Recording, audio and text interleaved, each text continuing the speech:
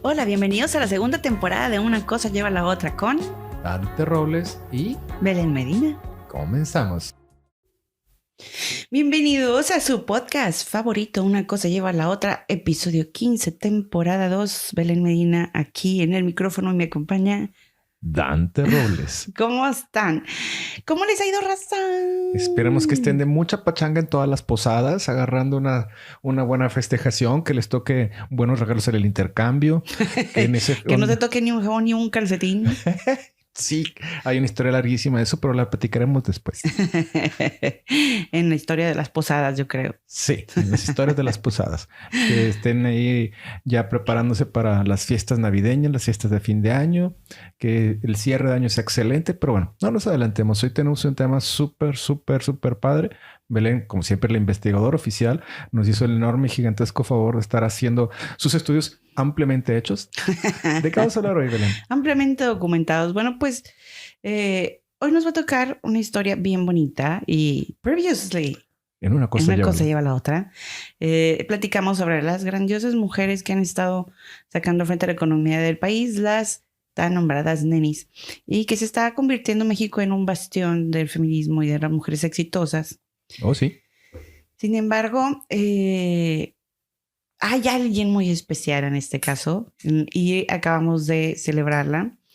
La mujer que ha traspasado las barreras y las fronteras del tiempo y el espacio y que ha convertido la religión católica a millones de personas, no solamente en México, sino alrededor del mundo. Y claro que estamos hablando de la Virgen de Guadalupe. Hoy vamos a profundizar mucho más en el tema y sobre cómo ha influido en la vida, perdónenme, de los mexicanos y de algunos de los misterios más importantes y ciertas controversias históricas cuestionables. Y bueno, vamos a decir, nosotros profesamos la fe católica. Oh, sí. La Virgen de Guadalupe para nosotros es importante. Siempre hemos estado muy al tanto de los diferentes hallazgos e investigaciones que se hacen sobre el ayate o la tilma de Juan Diego. Es la imagen que está en la Basílica de Guadalupe en la Ciudad de México. En el Cerro del Tepeyac. En el Cerro del Tepeyac. Bueno, en sí ya no, pero existe el templo original que está arriba, en el Cerro del Tepeyac, donde se supone fueron las apariciones de la Virgen a Juan Diego. Entonces, pues hoy vamos a hablar de todas estas historias que formaron, yo creo, la religión católica en México. Totalmente de acuerdo contigo, Belén. Digo, el símbolo de la Virgen de Guadalupe es tan importante para el mexicano que, como veíamos en ciertos documentos y videos y ciertas cosas, que puedes hacer chistes de lo que quieras en México, pero nunca hagas un chiste sobre la Virgen de Guadalupe porque puedes terminar echado para fuera de la reunión o de la fiesta y generar un conflicto. Es un símbolo bastante importante, es un movimiento de fe increíble ver gente en la Basílica de Guadalupe que se va hincando con sus mandas. Lo que son las peregrinaciones también es todo un símbolo completo. Cómo se llega, cómo participan las mañanitas a la Virgen y todo ese tipo de cosas, ¿no? Es una tradición que es gigantesca y que yo creo que la mayoría de las personas que profesamos la fe católica y tenemos fe en la Virgen, que yo creo que pues cualquier católico tendrá fe en ella, como la Madre de Dios para nosotros. Bueno, pues como la Virgen María en sí, pero la Virgen de Guadalupe, María de Guadalupe, es muy especial para nosotros. Exacto. Y yo creo que todos en algún momento han ido o irán, o son parte de las, digamos, bucket list de que tienen que ir a la Basílica a verla en persona. Uh-huh. Porque bueno, hay muchas cosas que la rodean que te sitúan como si estuviera realmente enfrente de ella en su presencia. Es correcto. Y pues eso es algo muy conmovedor para la mayoría. Ahora, vamos a tratar diferentes temas y desde ahorita les vamos a hacer spoiler alert. Vamos a tratar diferentes temas porque nosotros aquí hicimos una investigación muy neutra sobre qué es lo que históricamente se dice, qué son las cosas y las partes más interesantes alrededor de los misterios.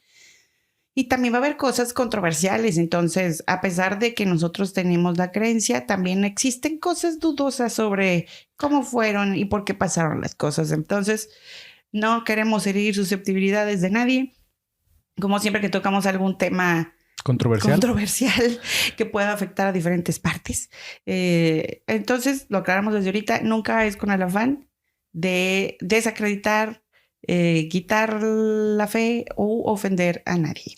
Claro, como investigación, es importante saber que se tienen que poner los dos puntos extremos, o sea, tanto del origen, la costumbre, la fe, como también lo cuestionable, lo científico y pues claro, o sea, hay que verlo desde todos los ángulos. Tenemos el compromiso de poner los dos lados de la moneda y que ustedes tomen su opinión. No tienen que tomar ningún partido, obviamente, pero que estén informados de lo que se documentó y de lo que se encontró. Es correcto. Bueno, pues sin más, empecemos con este tema tan interesante.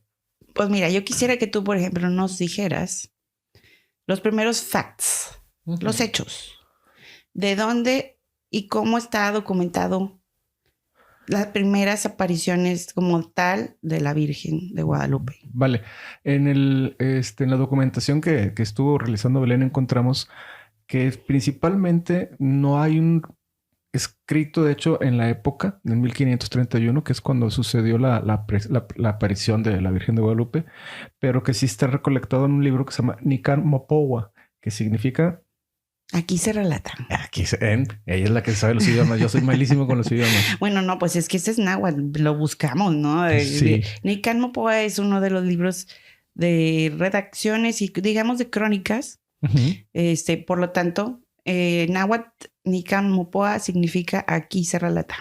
Es de 1649 de Antonio Valeriano Luis Lazo de la Vega. Ahí se documenta perfectamente el milagro guadalupano, que ocurrió de una manera cronológicamente que puede llegar a ser confusa, pero vamos a buscarlo, de hacerlo como nos encanta por partes, ¿no? Nuestro cuate aquí, Juan Diego, que es ya es un santo. Ya es San Juan Diego, dices con respeto, por favor. Ahí ustedes dispensen, ¿verdad? Bueno. Que le costó muchísimo tiempo para que lo beatificaran. Vamos a buscarlo por partes, ¿no? Este cuate nace en 1474. Bueno, no, yo no voy a decir cuate, perdón, no se me ofendan. El santo, Juan Diego. San Juan Diego. Digámosle Juan Diego. Juan Diego. Evítate cosas. Que su nombre es Cuauhtlatoazin. Ay, juez, batalló mucho para decirlo. Nació en 1474 y fallece en 1548 en Cuautitlán. En ese entonces, el llamado Reino de Texcoco, ¿no? Eso mero. Perteneciente a la etnia de chichimecas. Cuando muy recién que habían llegado los españoles a la colonia, a la conquista, ¿no? Sí, de hecho le tocó yo creo la conquista. El nombre, un detalle curioso que estamos viendo es que el nombre en náhuatl de Juan Diego significa el que habla con un águila. Se me hizo así simpático cómo es que a la persona a la que se le aparece la Virgen tiene un nombre de origen que es el que habla con un águila. Pero bueno, esos son solo datos facts curiosos, ¿no? Ajá. Ahora, al águila que habla o el que habla con un águila. Y en sí Juan Diego después cambia su nombre de origen. Cuando es cristianizado. Cuando ya se convierte a la doctrina por parte de los franciscanos, que eran los que estaban bien metidos en la evangelización de los pueblos indígenas. Que ellos habían llegado en 1524, un poquito después de la caída de México Tenochtitlán. Así es. Entonces recibe el bautismo y ahí le dan el nombre de Juan Diego. Y luego se casa también por la religión con una chica que se llama María Lucía. Ya metían el nombre María desde... Sí, luego lo empezaron a implantar con todos. Sí, con todos. Y pues bueno, la esposa fallece en 1529. Aquí no se aclara mucho. No se aclara si tuvo familia sí. o qué. O sea, hay muchos datos que no están perdidos. Fue lo más que pudimos encontrar así conciso y certero del origen de Cuauhtlatoatzin o San Juan Diego. Es correcto. Y viene ahora sí el relato de las apariciones de la Virgen de Guadalupe que sucedieron entre el 9 y el 12 de diciembre de 1531. Que tiene yo creo que todos han visto alguna película o algún documental sobre cómo es que se relata mucho esto. Cronológicamente empieza el 9 de diciembre. ¿Es correcto? Se le aparece exactamente ahí en el Cerro del Tepeyac y le dice palabras más, palabras menos, porque tiene un simbolismo y un significado muy profundo, que ahorita a lo mejor tú me ayudas si lo tenemos por ahí en las notas, que quería que le construyeran un templo. que fuera a hablar con el obispo en ese entonces y le pidiera eso. Acto seguido, pues él obedientemente va y lo hace, ¿verdad? Lo rechazan por no tener con este contexto. Ese mismo día, el 9 de diciembre, regresa y le dice, oye, pues me dijeron que, pues que no, ¿verdad? Que no se puede. Le dice que le pide que vuelva a intentarlo. Luego, eso fue el 9 de diciembre, creo que fue un sábado. El sábado 9 de diciembre de 1531, según se indica el calendario, y se presentó y le dijo, soy la perfecta, siempre Virgen Santa María, Madre de Dios verdadero. Así fue como ella se presentó ante Juan Diego, según las crónicas. Según las crónicas. Porque hay muchas crónicas. Entonces fue el día 9. Y luego ese mismo día, que fue con el fray Juan de Zumárraga, que es con quien acudió, que era el obispo, pues no, le dijo, pues no, está loco este. No es posible. Entonces no se puede. Y se regresa y se la vuelve a encontrar y le dice, ve, insístele. Insiste, ¿no? Entonces vuelve a buscar, esa viene siendo la segunda aparición. La tercera fue el domingo 10 de diciembre. Cuando Juan Diego va y le dice que la Virgen le está diciendo que insiste que le hagan su templo ahí en el Cerro del Tepeyac. Entonces le dijo, pues tráeme pruebas. Claro, o sea, necesito que me pongas evidencia de que lo que estás diciendo me está sucediendo, ¿no? Entonces la Virgen después se lo vuelve a encontrar ese día, o se le vuelve a presentar. En la tercera aparición. En la tercera aparición, ese día, después de que Juan Diego le dijo al obispo y dijo, tráeme pruebas, va y entonces ella le dice, ven mañana y te voy a dar instrucciones para que puedas entregar las pruebas necesarias. Al día siguiente, lunes 11 de diciembre, ¿no? De 531. Ajá. Y el 11 de diciembre de 1531, pues que no va Juan Diego. Pues no acudió a la cita, pero tuvo un motivo por haber hecho eso. El motivo fue que su tío, ahorita déjame buscar rápidamente el nombre del tío, creo que por aquí lo debo de tener, déjenme ver, Juan Bernardino, estaba su tío muy enfermo y le dice, hijo, güey, búscame a un confesor porque creo que ya me voy a morir. Él acude a buscar, no acude a la cita. No acude a la cita con la Virgen María, hazme el favor. Y dices, por ir a buscar al confesor. Y ahí es donde sucede que le da la vuelta y dices, oye, pues necesito. Se le parece hasta el martes, ¿no? Martes 12 de diciembre. Sí, porque el 11 no va. No va porque está cuidando al tío. Está cuidando al tío. Cuando le dice el tío esa noche, ve a buscarme un sacerdote confesor para confesarme porque vamos a morir. Entonces, al otro día temprano, que viene siendo ya el 12 de diciembre. Dijo, le saco la vuelta porque me van a regañar, ¿verdad? No, lo que pasa es que él decía, bueno, supuestamente, que todos esos son supuestos, que él le quiere sacar la vuelta a donde él siempre la encontraba o ella se le presentaba, porque no tenía tiempo porque el tío se le estaba muriendo. Entonces decía, tengo que ir a traerle el sacerdote al tío y pues me voy a ir por otro lado. Pues como quiera se le apareció. Claro, y ahí es donde empieza parte de la historia, ¿no? De origen, que le da instrucciones específicas. Primero le dice que su tío no se va a morir de esa enfermedad, que él iba a estar saludable. Y aparentemente sí sucedió así. Y le dice que tenía que subir al cerro donde se lo había encontrado la primera vez y recoger algunas rosas. Las rosas tenían un tipo muy especial. Nada más que eran rosas de Castilla. Y que las guardara en su tilda. Se le dice tilda, que es así como que la tela grandototota que tiene. Tilma. Tilma. Corrígeme. Y que las guardara y se las llevara directamente al obispo y que ahí tendría su prueba. Y pues bueno, Juan Diego muy obediente fue, guardó todas las rosas, va y se presenta ante el obispo y es donde sucede el milagro. Al momento que baja la tilma, pues bueno, caen las rosas y se le decía la tilma al pues como chalce que se amarraban ellos, y también ayate. Entonces pueden ser llamados las dos formas. Está bien. Y al momento que suelta las rosas enfrente del obispo, pues bueno, aparece la imagen perfecta que está la representación que todo el mundo conocemos de la Virgen de Guadalupe. Ahí es donde sucede el milagro.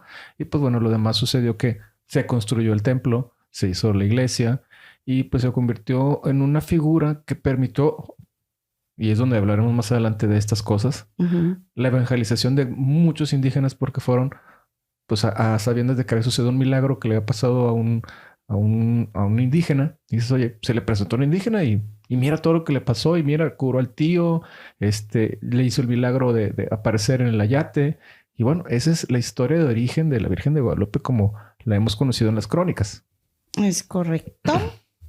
Entonces, de ahí, bueno, empiezan a salir una bola de controversias respecto, por ejemplo, el lugar, porque se supone que ese lugar, el Tepeyac, era donde se hacían muchos sacrificios a la Coatlicue, que después se le conocía como Tonantzin.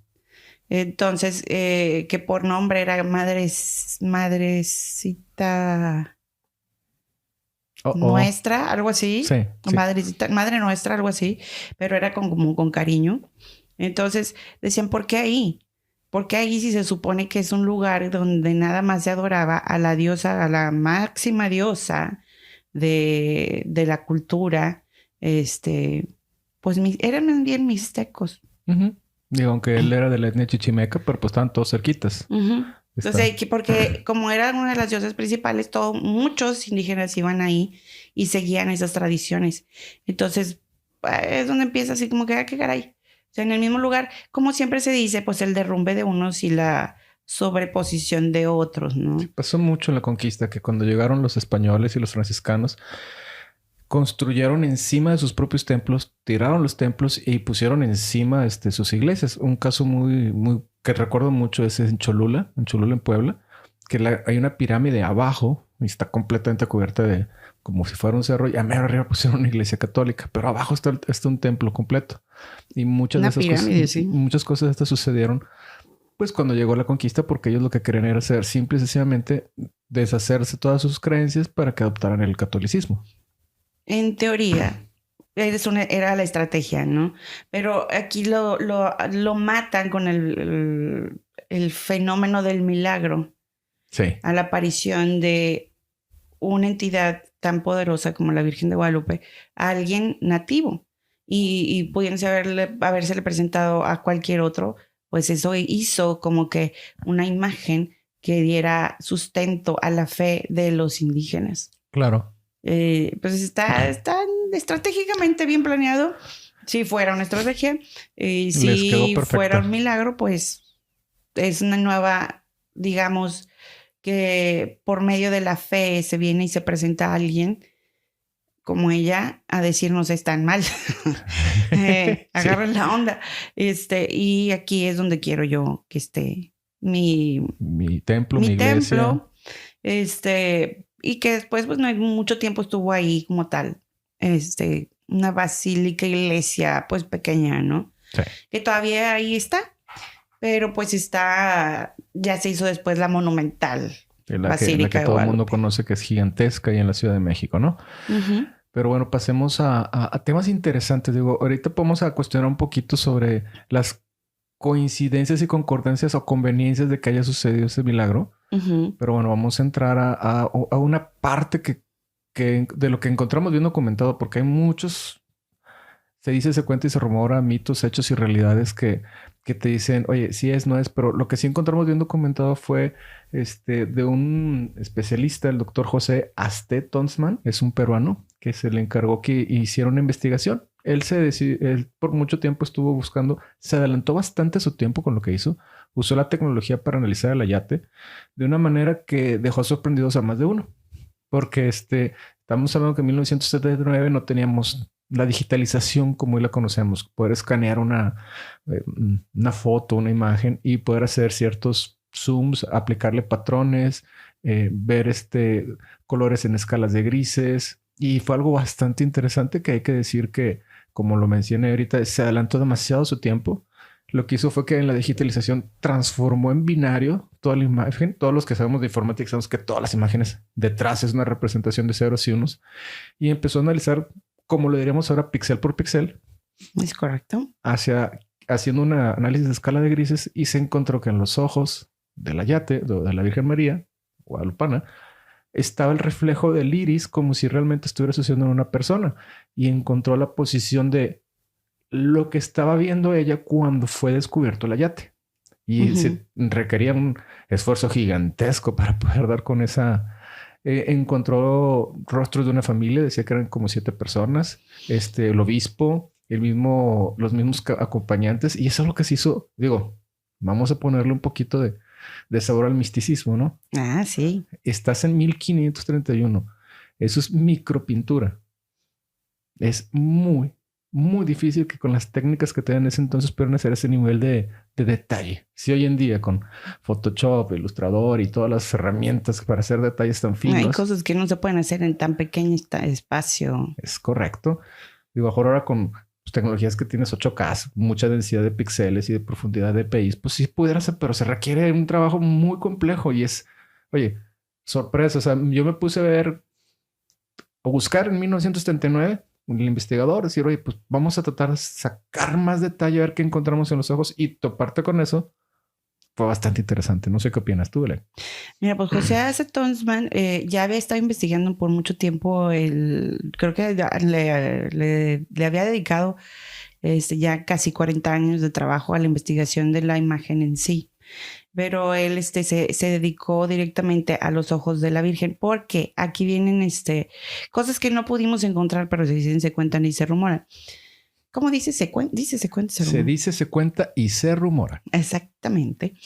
Que cuando tú lanzabas luz a los ojos de la Virgen, las pupilas se dilataban. Reaccionaban. Nada más que no está documentado formalmente, ¿verdad? Existen documentales que dicen que la NASA la ha estudiado y que afirman, pero no se ha demostrado que dicho estudio exista. El estudio como tal.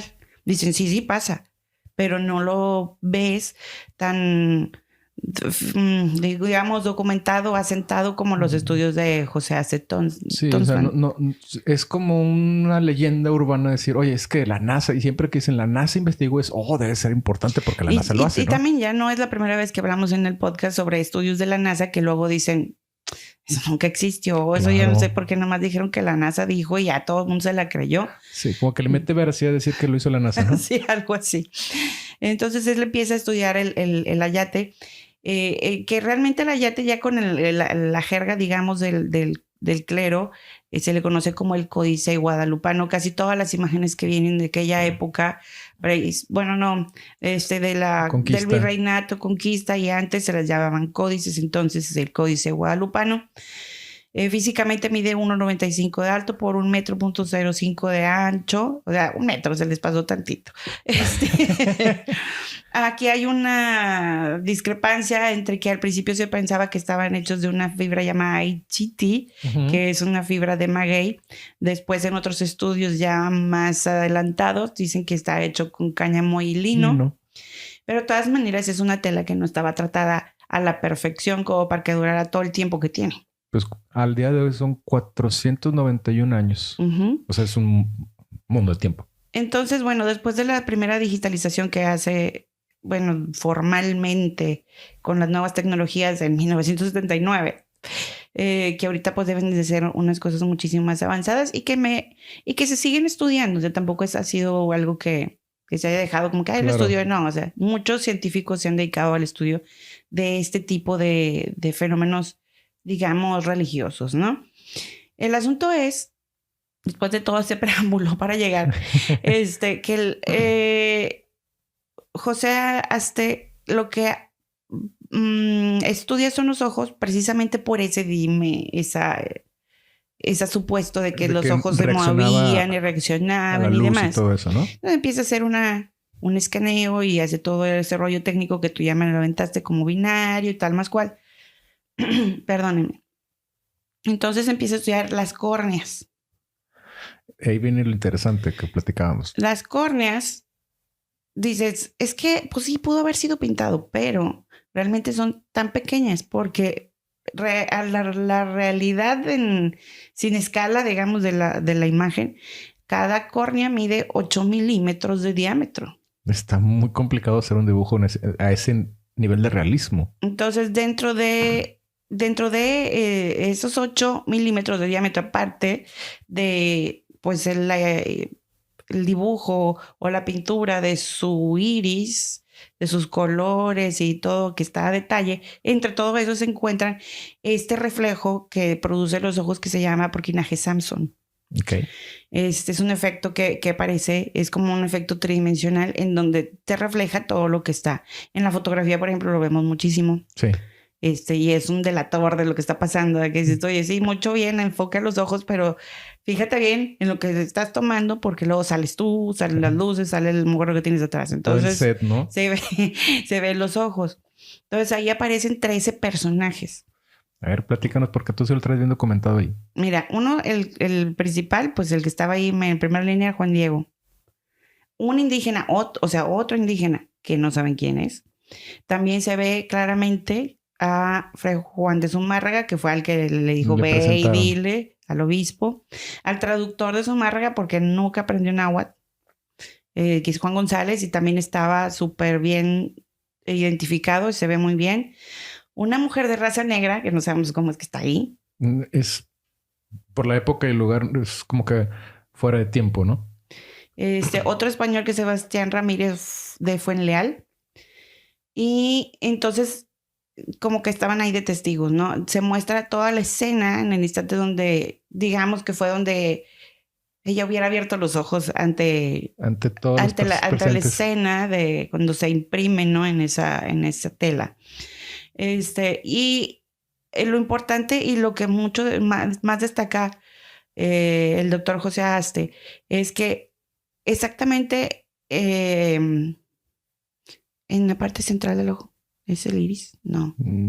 Te voy a quedar mal, no soy experto en, Sí, el iris. eso.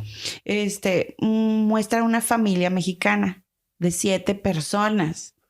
Imagínense el tamañito, o sea, entre los 8 milímetros ya están todas esas personas. Y en el iris, en el punto negro del ojo, se encuentra 7 personas que representan a la familia mexicana. Una madre con su hijo amarradito así en la espalda. Al padre, un abuelo, una abuela y otros 2 niños, un niño y una niña. Entonces, por la posición en la que está, se supone que como están en el centro de todo esto y que no estaban en la escena, lo que quiere explicar la Virgen o representar tener en el medio de sus ojos a esa familia es como que es el centro, lo más importante para la Virgen y para México. La familia, que yo creo que es una de las cosas que no se ha perdido todavía. Es correcto. Como en otras culturas y en otros países que ya la familia no está tan apegada. Todavía aquí se viven unos valores familiares bastante sólidos. Entonces, es una representación para él como estudioso de lo que significaba para ella o lo que significa para ella la familia mexicana. Fíjate qué interesante, digo, a mí lo que me sorprendió mucho de ese estudio que, digo, está bastante bien documentado, lo buscan en YouTube, lo buscan en Google, en algún buscador ahí de su preferencia.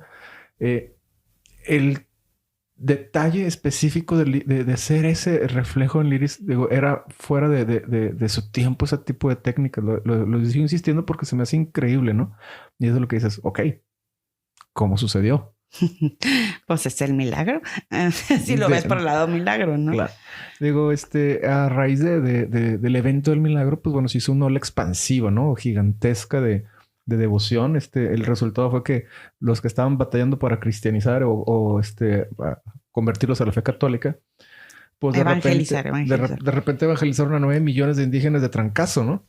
Sí, dicen que en los siguientes 2 o 3 años después de la aparición de la Virgen, 9 millones de mexicanos, indígenas mexicanos, se bautizaron en la fe católica por voluntad propia, que es interesante, ¿verdad? Fueron formaditos solos. Sí, solitos fueron, no era una cuestión de que tienes que, porque por mucho tiempo pues fueron forzados a adquirir las tradiciones y la fe. Claro. Y eso, pues bueno, volvemos a los temas de conveniencia, ¿no? Pero bueno, Yo digo, es donde se puede empezar a interpretar una manipulación de masas. Si lo ves desde ese punto de vista, fue conveniente para todos los franciscanos decir, oye, pues nos cayó este milagrito, literalmente el milagro, que no deja de ser interesante por la mezcla de culturas. Pero bueno, creo que más adelante vamos a hablar de mezcla de culturas, ¿no? Pues mira, tú síguele. O sea, tomando en cuenta que tenían a Tonantzin, que era su diosa, donde era la madre de todo, y luego lo representas exactamente con piel morena, en el lugar donde está esa deidad azteca, como que la mezcla era la correcta para que todos fueran a evangelizarse. Digo, sigue estando el misterio cómo es que hicieron esa pintura. ¿Cómo es que llegó ahí? Así es. Bueno, y precisamente sobre los misterios de en sí, la pintura, está el asunto de la durabilidad. Sí. Nos dicen, muchos en la modernidad han estado estudiando cómo es que esa imagen en una tela que no estaba preparada para tal duración y que mucho tiempo estuvo expuesta, no con los estándares requeridos, digamos, para que se preservara correctamente. Claro.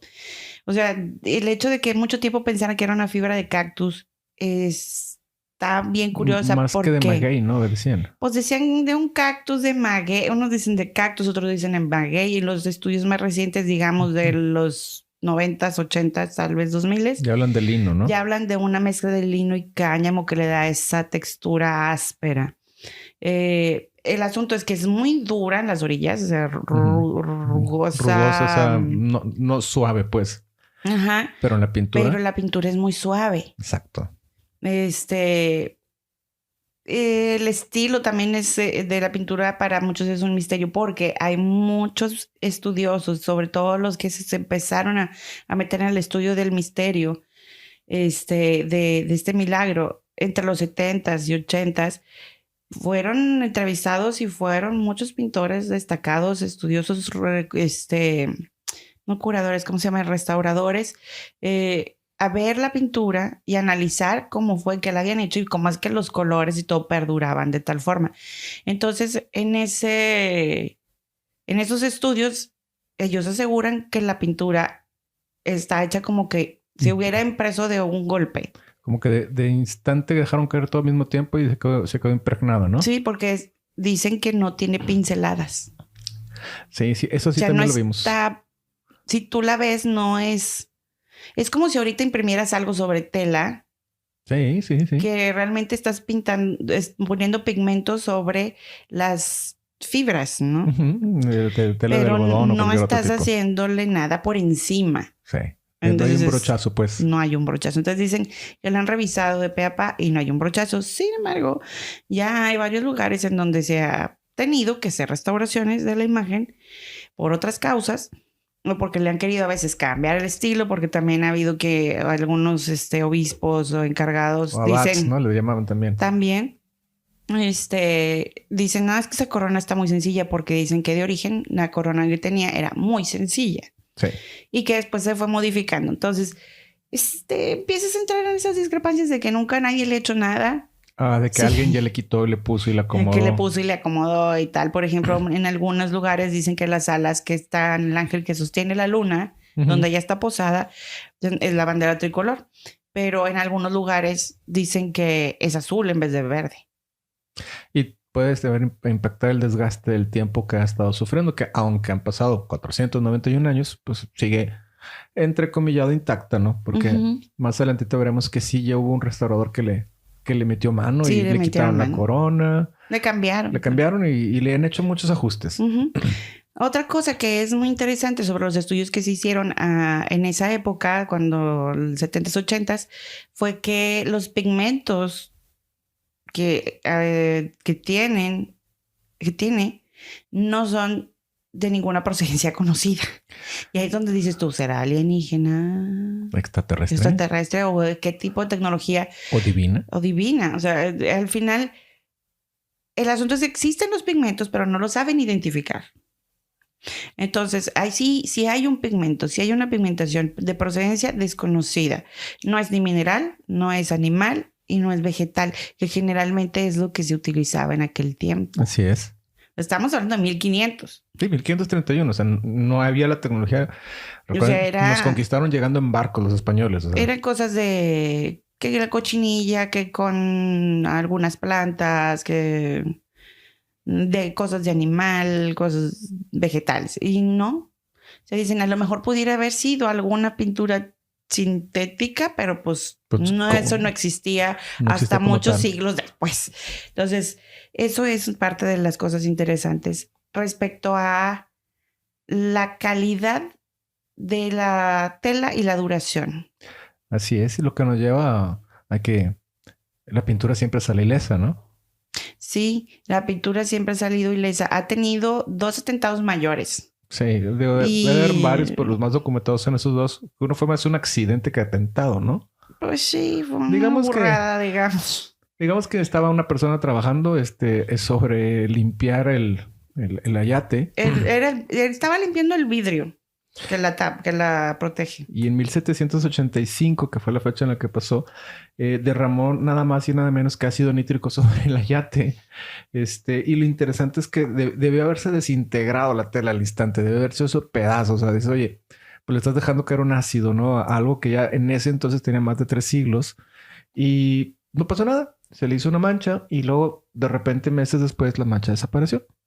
Dicen que en un mes, el siguiente mes, de estar una mancha que preocupaba. Sí, pues. O sea, pues es que no sabemos si realmente esa mancha se va a ir quitando o va a ir corroyendo. Bueno, la verdad es que todo el mundo pensaba que iba a corroer la tela y que pues iba a hacerle un agujero ahí. Sí. O romper la imagen. Sí, porque pues le cayó bastante. Yo no sé por qué estaban usando ácido nítrico para limpiar un vidrio, pero está bien. Digamos que él estaba limpiándola y que fue un accidente, pero yo creo que por eso está dentro de la lista de los atentados más que de los accidentes. Sí. Y al mes siguiente desapareció la mancha. No, pero la que sigue que te me vas a contar estuvo increíble. Fíjate que esa está interesante porque esa... Ese literalmente fue un atentado. Ese sí fue un atentado. Quisieron destruirla. Sí. Ese fue en 1921 por una activista anticlerical. De los que andaban después de la revolución. Ahí andaban, escuchen el episodio de la revolución para que tengan concordancia con las fechas. Aprovecho. Aprovechando eso, vayan y vean el episodio de la revolución para que vean que era todo un escándalo también y que mucho tenía que ver también, aparte del asunto de las tierras, la religión. Así es. Entonces, en 1921, recién se acaba la revolución, un activista anticlerical va y esconde en un florero 29 barras de dinamita. No se le pudo poner más porque ya no cabían. Yo no sé cómo lo hizo para meter 29 barras en un florero. Yo creo que han de haber sido varios floreros. Sí. Bueno, depende del tamaño. ¿Verdad? Esa es otra cosa. Un cosa. jarrón así gigantesco. ¿Eh? Pues a lo mejor de los que tienen en las iglesias, sí, monumentales también. Entonces lo pone a los pies de la imagen de la Virgen. Y tronó todo. O sea, explotó todo a su alrededor. Dejó todo así de que hecho polvo. El granito, el mármol, todo. Todos los reclinatorios y todo lo que era de mármol, todo quedó hecho polvo. Y la imagen no le pasó nada. Ni al marco, ni al vidrio, ni nada. Y eso es increíble. Debió haber sucumbido ante la explosión. Lo cual aumenta más la fe y el seguimiento, ¿no? Sobre ese. Pero es que mira, la Virgencita fue cuidado, no le pasó nada. Por eso el comentario que empezamos con esta parte de siempre sale ilesa. Fíjate que yo tengo una historia que no la tengo aquí en el guión, pero hoy la voy a contar. Platícanos. Para eso es esto, para compartir todas las historias. Hay una imagen de la Virgen de Guadalupe que obviamente no es nada más que una litografía, que ha estado en mi familia por parte de mi mamá. Pues yo creo que a estas fechas, pues ya un siglo. Ándale, pues sí. O un poco más de un siglo, tal vez. Esa imagen estaba en la casa de mi bisabuela. Ok, allá en Chihuahua. Allá en Chihuahua. Saludos a la raza de Chihuahua. Según entiendo, estaba en Nuevo Casas Grandes. Si lo digo mal, creo que no era Nuevo Casas Grandes, era Ascensión, Chihuahua. Ok. En donde estaba la mera mata de la revolución, volvemos a la revolución. Escuchen el episodio. Y entonces ahí llegó la bola de la revolución y eran hacendados los abuelos. Y llegaron y quemaron todo.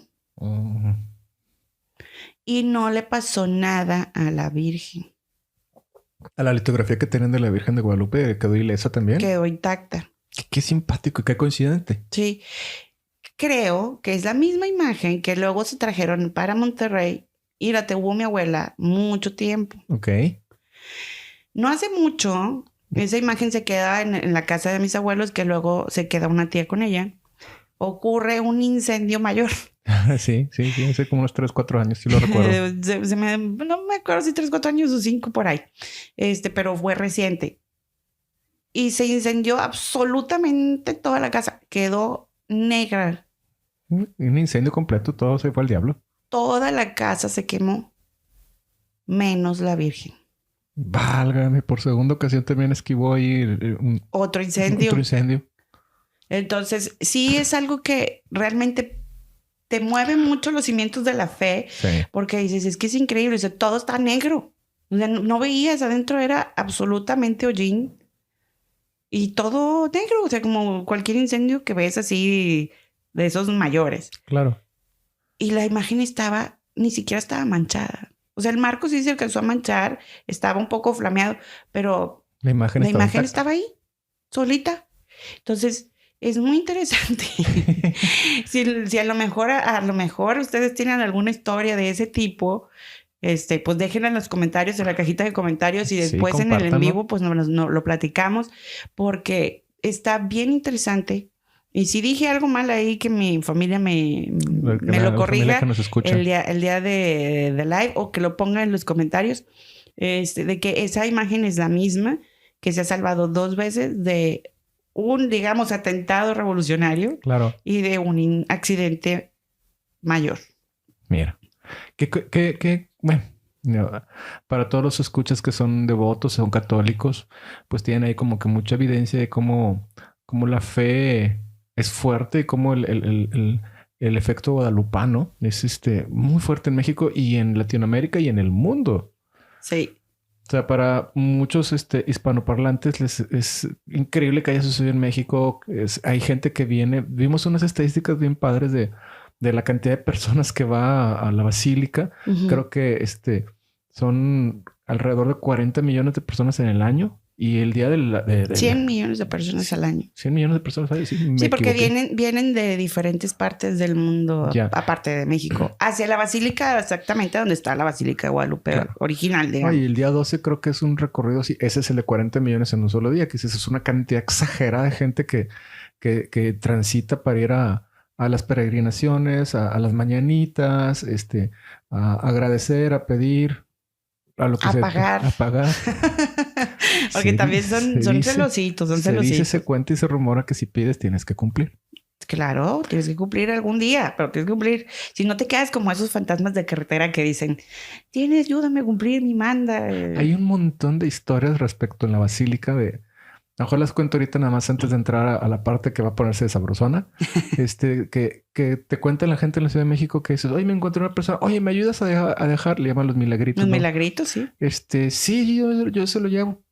Y de repente, oye, una señora, no, pues aquí no hay nadie. Y te dicen, es que era un fantasma que hasta que no cumpliera con su manda, uh-huh, pues no podía descansar el alma. Dependiendo también de la Virgen en el que se lo pidiera, porque hay otras que son un poco más. La de San Juan de los Lagos dicen que es...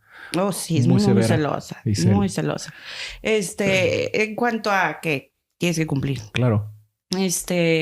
Yo creo que eso de los milagritos se los dejamos para el viernes de live, para decirles exactamente cómo funcionan los milagros, porque a lo mejor mucha gente que nos escucha en otras partes, en otros países, del otro lado del charco, allá en Europa, no tienen idea de qué significa un milagrito.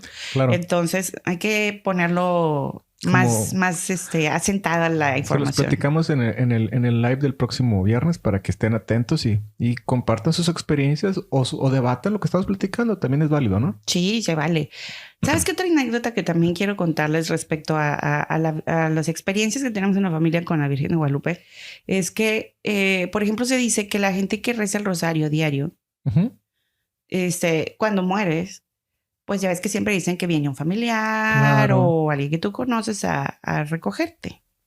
Pero dicen que las personas que rezan el rosario a diario, viene la Virgen de Guadalupe en persona por ti.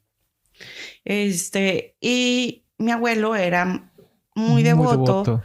Sí. Soy testigo de eso. Y siempre rezaba el rosario. O sea, hacía su tiempo para rezar el rosario. Cuando estuvo muy malito y que ya estaba por fallecer en el hospital, él empezó a escuchar. Él siempre estuvo muy lúcido. O sea, en ningún momento perdió el conocimiento ni nada hasta el último momento. Muy entero él. Y entonces él decía, ya me voy a ir. Y el asunto era que le habían dicho que ya le iban a dar de alta, pero él decía, no, ya me voy. Estaba muy consciente. Súper consciente. Y pues, ¿por qué? Le preguntaba a mi mamá o los tíos que estaban ahí. Decía, es que ya está ahí la Virgen. Anda, caray, sí me acuerdo. Entonces ¿y cómo es? Y ya le decía, La se les describía. explicaba, pero él no estaba alucinando. O sea, de verdad él estaba súper consciente.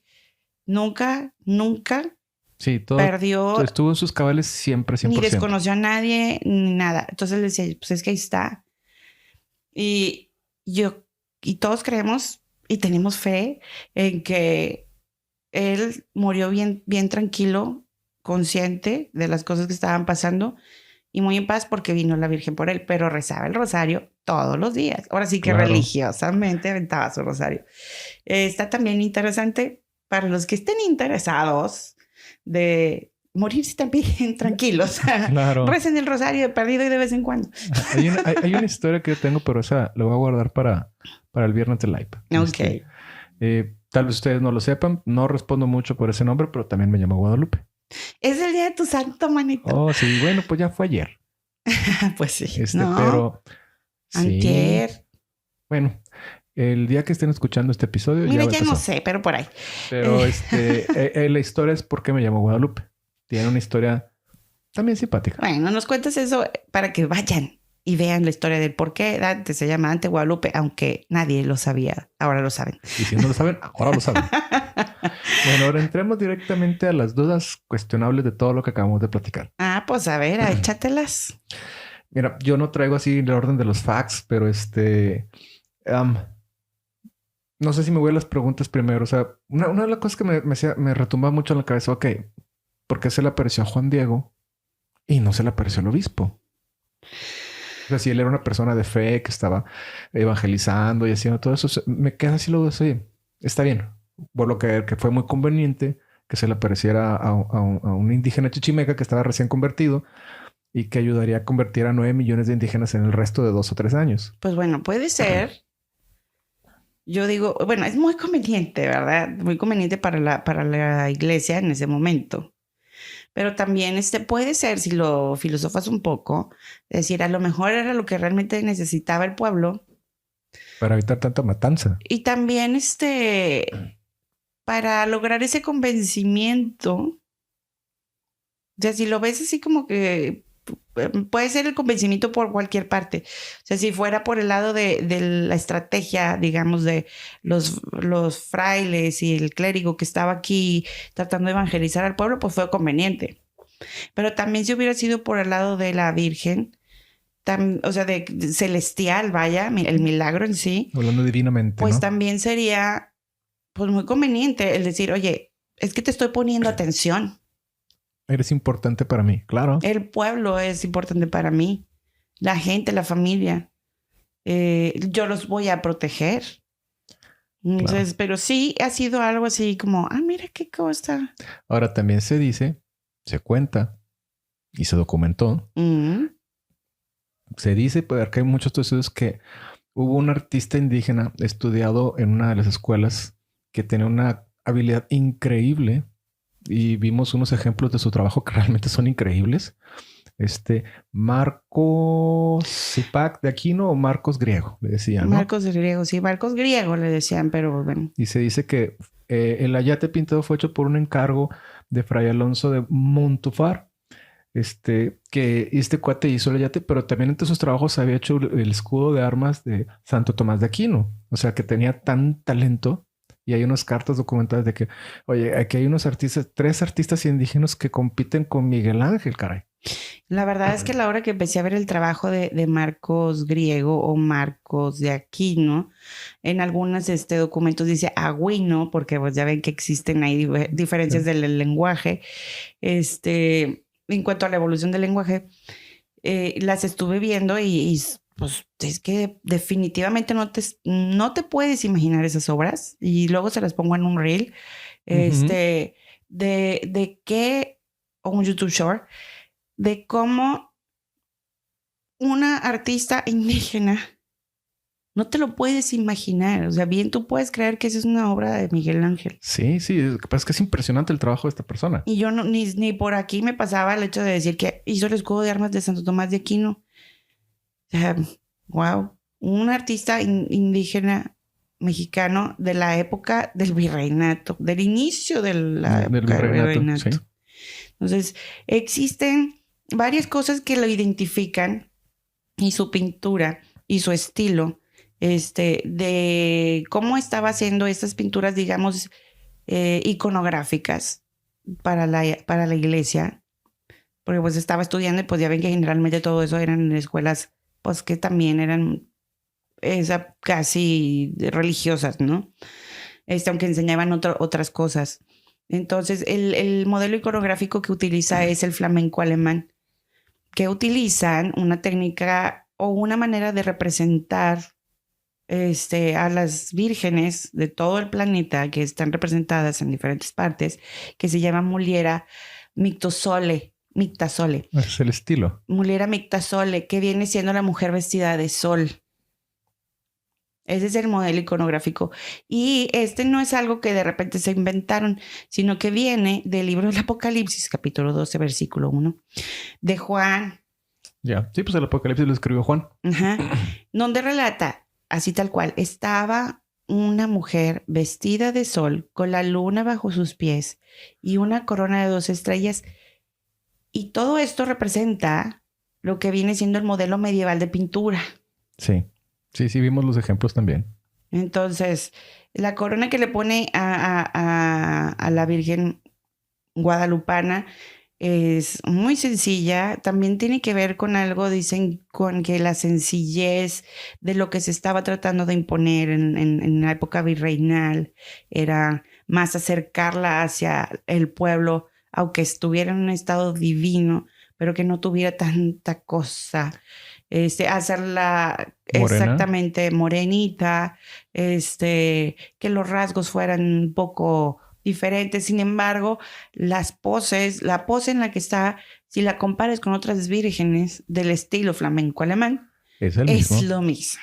Totalmente de acuerdo contigo. Entonces, por eso ellos dicen que, bueno, que fue mandada a hacer. Y también tiene un sustento. El sustento está en unos escritos de Juan Bautista que se encuentra en el resguardo de la biblioteca de la Basílica de Guadalupe. Es un documento en donde viene exactamente que se hizo por encargo por Marcos y Pac de Aquino.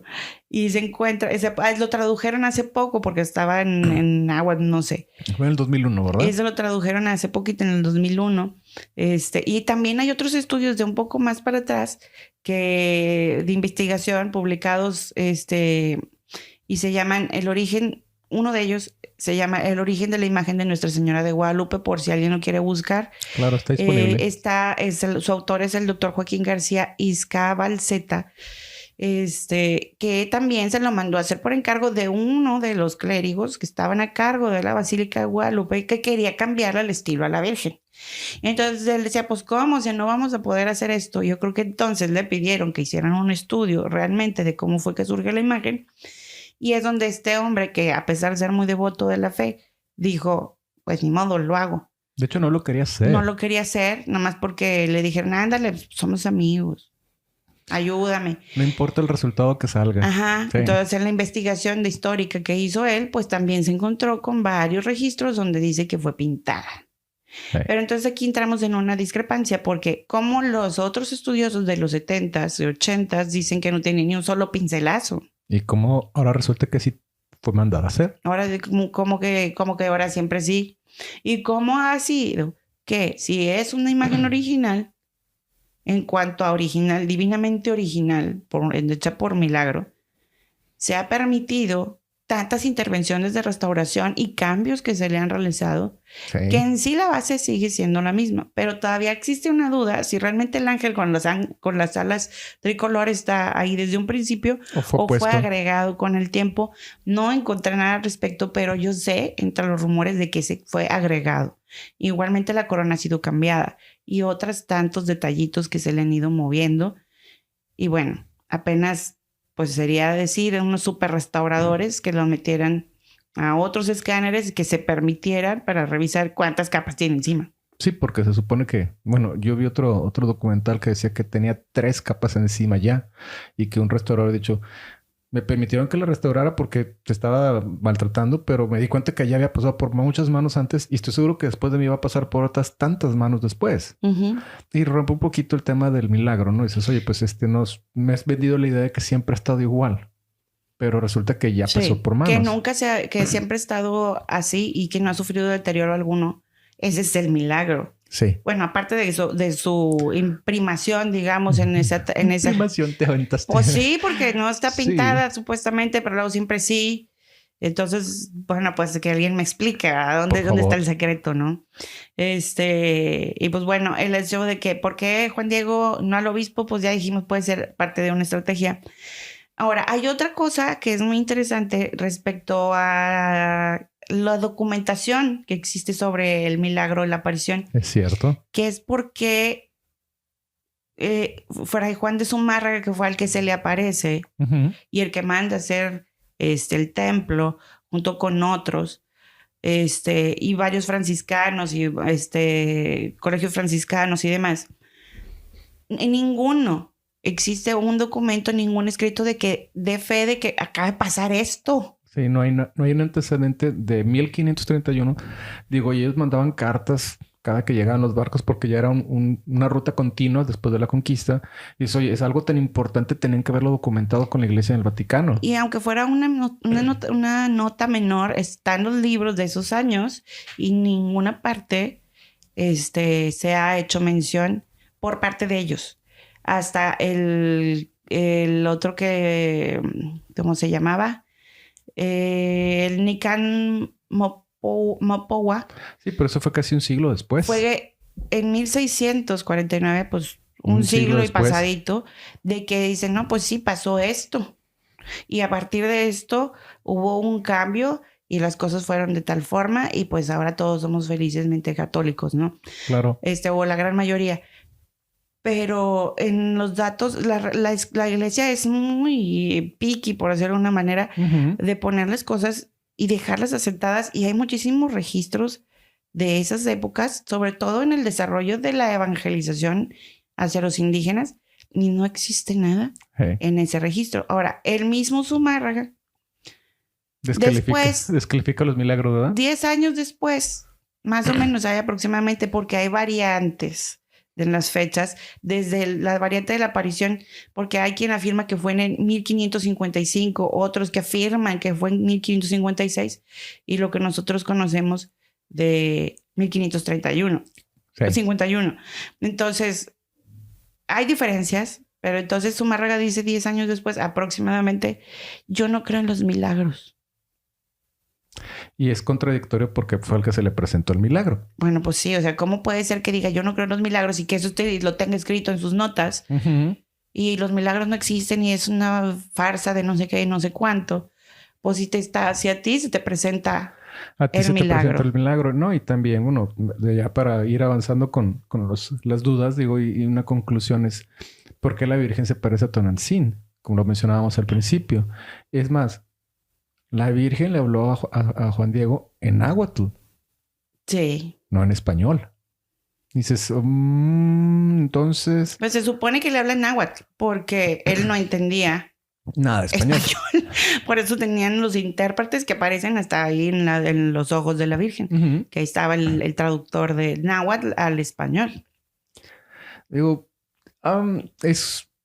con todo lo que hemos estado estudiando, está el otro lado de la moneda de lo que estamos diciendo. O sea, estamos hablando del hecho, del acto, del milagro, de los estudios hechos en los 70s que se adelantaron en su tiempo y luego lo contradictorio de todo esto de que, pues que había un artista muy bueno con un estilo que rivalizaba con Miguel Ángel en la época, que pues a lo mejor si rivalizaba con Miguel Ángel, que también era otro genio, pues a lo mejor descubrió una técnica adelantada como Miguel Ángel estuvo adelantado mucho tiempo. En la técnica, en las técnicas y pues encontró una manera de hacerlo así. Entonces, convenientemente fue mandado a hacer para evangelizar. Y le hicimos los rasgos, tomamos un pasaje del Apocalipsis para que se diera una idea y órale, y le mostramos muchos ejemplos de cómo está sucediendo en Europa. Sí, porque eran todas las vírgenes que estaban allá y hay varios ejemplos que yo creo que también se los pondré, o se los mostraré aquí en el video de YouTube y después en otros reels para que vayan viendo las diferencias que había y las concordancias que existen entre ese estilo de otras vírgenes que no se presentan como un milagro, sino como una representación, que sí declaradamente están pintadas contra la Virgen de Guadalupe, que es la que hace la diferencia porque se nos presenta como un milagro, una cosa divina que no existe en ninguna otra parte del mundo. Así que, pues bueno, ahí están los dos lados de la moneda. Yo creo que ya nos vamos dando una despedida, una conclusión. ¿Qué concluyes? ¿O quieres dejar tus comentarios para el live, para que se ponga acá divertido y que nos vean en el live, obviamente? Pues mira, sí voy a dejar cositas para el live, porque hay muchas cosas ahí alrededor de, por ejemplo, la economía que se rodea un mundo de dinero, la economía que rodea al milagro, que yo creo que sí se los voy a dejar para el día de live. Pero yo creo que, bueno, la fe, si lo ves por el lado de la... Si tratas de investigar, cualquier dato histórico no va a concordar. De hecho, hay mucha discordancia. Creo que lo único que concuerda en temporalidad histórica, cronológica, es Jesús. Sí. Que sí las cosas ocurrieron en esas épocas y que sí está documentado en diferentes lugares histórica, cronológicamente. De acuerdo contigo. Pero todos los demás milagros y cosas que ocurren siempre van a buscarle una manera de quitarle lo divino y tratar de encontrar una explicación científica, así como cualquier otro fenómeno paranormal. Yo creo que la diferencia aquí es que México tiene esa fe. Todos los mexicanos tenemos esa fe, a menos, bueno, la mayoría, porque México es un país generalmente católico, aunque ya hay muchas otras religiones que se están haciendo presentes y fuertes. Pero siempre tenemos esa fe que nos sirve para salir adelante, de cierto modo. Entonces, no le tratemos de buscar mucho el lado científico. Sí, siempre va a haber suspicacias, pero yo creo que lo que no debemos de perder nunca es la fe. Totalmente de acuerdo contigo, Belén. Bueno, yo mis conclusiones se las voy a regalar hasta el viernes. Comparto mucha opinión con Belén, al 100%. Teníamos la obligación de dar los dos lados de la moneda, como ya lo he mencionado durante todo el episodio. Pero bueno, los esperamos el próximo viernes en el live. Ahora sí vamos a transmitir simultáneamente en todas las plataformas y vamos a estar echando nuestro cotorreo con las anécdotas que nos faltan. Nos vemos en Instagram, Facebook y YouTube el mismo tiempo, el viernes a las 9:30. Belén, ¿te quieres despedir? Nos despedimos hasta el próximo viernes. Ayúdenos, como siempre les decimos, a vencer este algoritmo. Suscríbanse, campanita, compartan, denos amor. Los queremos mucho. Bye. Que tengan un excelente día. Hasta luego. Bye. Gracias por escucharnos hasta el final de este episodio. Síguenos en nuestras redes sociales y principales plataformas de podcasting. Les recordamos que estaremos todos los viernes a las 9:30 de la noche, hora de México, en Spotify Live para seguir platicando con ustedes en vivo. Los esperamos. Hasta luego. Bye.